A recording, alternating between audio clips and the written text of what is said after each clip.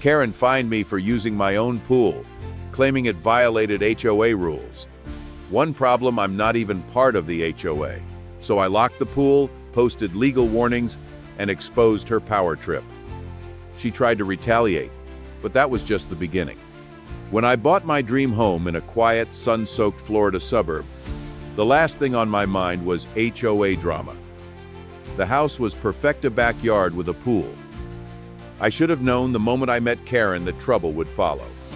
She introduced herself 5 minutes after I finished unloading the last box.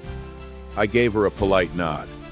A week later, I got my first notice, a warning about excessive noise.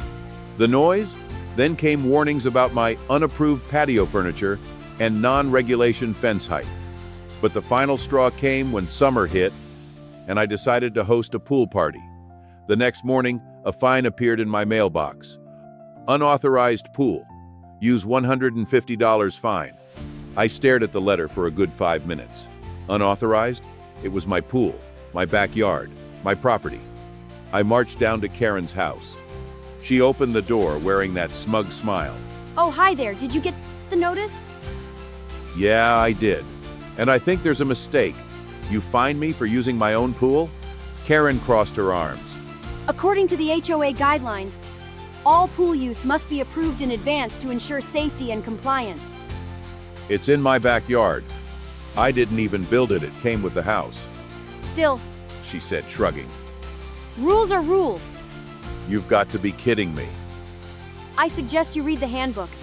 Ignorance isn't an excuse. That was it. I was done playing nice. I spent that night going over every document I had.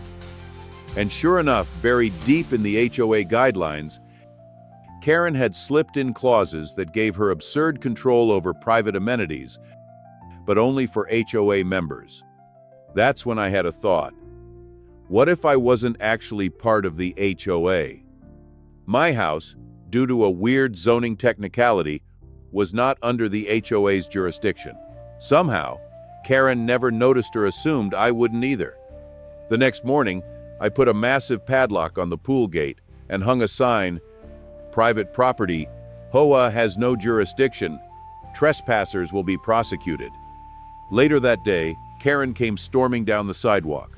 You're making a scene. She hissed. "I'm exercising my rights," I replied calmly. "You've been fining me illegally." She sputtered. I'm going to report this. To who? The police? Go ahead. I'd love to see them laugh at you. She left, fuming. What she didn't expect was for the neighbors to start siding with me. But I wasn't done yet. With the help of my attorney, I sent a cease and desist letter to the HOA. Still, she tried to hold on to power. At the next HOA meeting, which I didn't attend but got updates from my new neighbor friends, she tried to push through an amendment to bring non-member properties under HOA control retroactively. It failed. 2 months later, she was ousted as president. And my pool? Still mine. Locked, peaceful, and used as often as I like. I think she's finally learned who she can't push around.